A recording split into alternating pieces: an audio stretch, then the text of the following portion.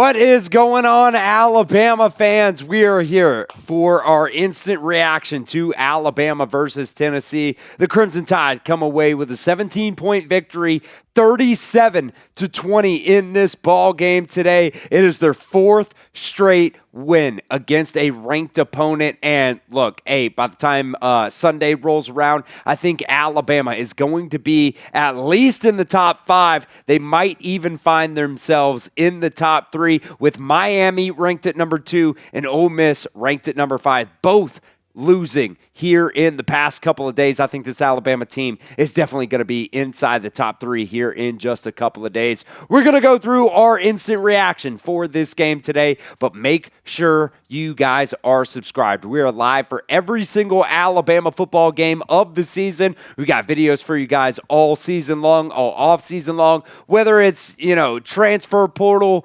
recruiting news, anything like that. We have got you covered. So hit that sub button. We're also going to be giving away a signed Alabama jersey next week against South Carolina. So make sure you guys hit that sub button for me right now.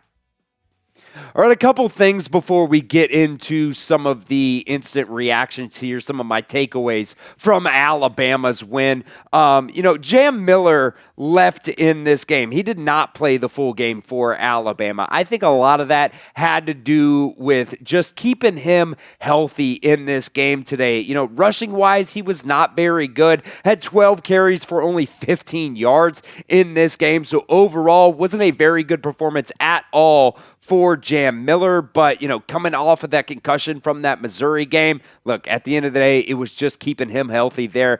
Also, a couple position battles in this game that I just wanted to talk about a little bit here before we get into some of those takeaways there. DaShawn Lee versus Damani Jackson. DaShawn Lee, let's be completely honest. At the beginning of this game today, he was getting a little bit cooked. Damani Jackson came in. I thought he played pretty well until the end of the game. There was a couple of pass interference calls against Damani Jackson at the end of today's game, especially like down there in the red zone. Overall, I still don't really know who, if anybody has really won that position battle there. Zabien Brown, we'll talk about him here in just a little bit, but DaShawn Lee versus Damani Jackson, still don't really know who has won that battle there.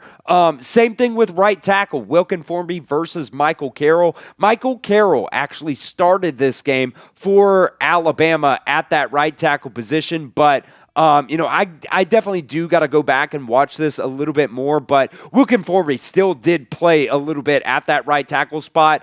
When it comes to the game, we're watching it live. I'll be honest, I did a bunch of beer bongs in this game too. So, got to go back and look at that a little bit tomorrow, but I do still think there is a bit of a position battle there at right tackle and at that cornerback positions as well. Let's get into some takeaways, though, from this game today. Look, man, Yhonzae Pierre. I mean, what do I got to say about him? He went absolutely insane. And at least in the first half of this game today. I will say in the second half, Alabama's pass rush just really wasn't able to get home as much as they were in the first half. But Yhonzae Pierre, in the first half of this game, had 2 sacks plus another. I guess he's been credited with a 3rd sack because of that, forced safety that he had for, Joey Aguilar there. It was just an incredible game for Yhonzae Pierre, especially in that first half. Like I said, in the second half, Alabama's pass rush really wasn't able to get home as much. But, every single game, Yhonzae Pierre is just getting better and better and better. Had, let's just call it 3 sacks in this game, including that, safety that was forced for Joey Aguilar there. I can't say enough about Yhonzae Pierre, especially when you have so many guys out right now for this Alabama defense. Quay Russaw is going to be out for a while. You also have... you also have some other injuries there at that Wolf position as well, with Jamarian Latham being out for the remainder of the season. Just a good game overall for Yhonzae Pierre. Could not be more happy for him. Make sure you guys get down in the comment section and spam your Hey Vols down in the comment section. Rammer, jammer, whatever you guys want. Alabama wins the third Saturday in October. Spam your hey Vols down at the pinned comment of today's show.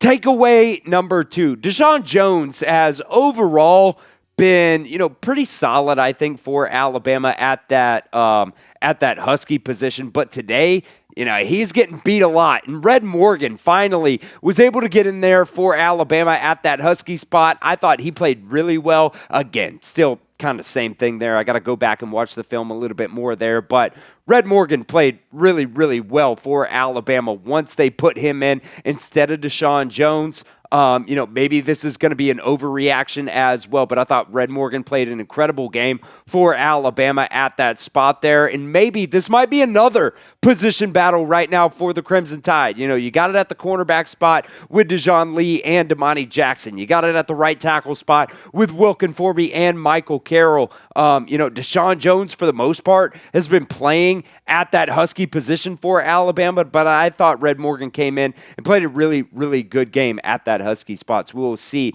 if that continues here in the next couple of weeks. All right, we'll come back with some more takeaways here in just a second, but today's show is brought to you by Prize Picks. You and I make decisions every single day, but on Prize Picks, being right can get you paid. Don't miss any of the excitement this football season on Prize Picks, where it is good to be right. Prize Picks is the only app that offers stacks, meaning that you can pick the same player up to 3 times in the same lineup. You want more than on Josh Allen, pass yards, rush yards, and touchdowns. Now you can pick all of them in the same Prize Picks lineup only on Prize Picks. This is what we went with the power play today, and we went 0 for 3 on this one today. Chris Brazzell, we went more than on a half touchdown for him, rushing or receiving. That one did not hit. Isaiah Horton, we went with a more than on receiving yards for him at 50.5. He only had 2 receiving yards in this game. For the most part, I don't think that there was an injury there for Isaiah Horton. He just got 1 reception for 2 yards, but did have that first touchdown of the game. And then Ty Simpson, we went with a more than on a half a touchdown for him. Could be rushing, could be receiving. Did not get either one of those for Ty Simpson. So we went 0 for 3, me and Aiden today, on the Prize Picks lineups. But, hey, it is what it is. You win some, you lose some. Prize Picks is super simple to play. You just pick more or less on at least 2 player stats. And if you get your picks right, you could cash in today.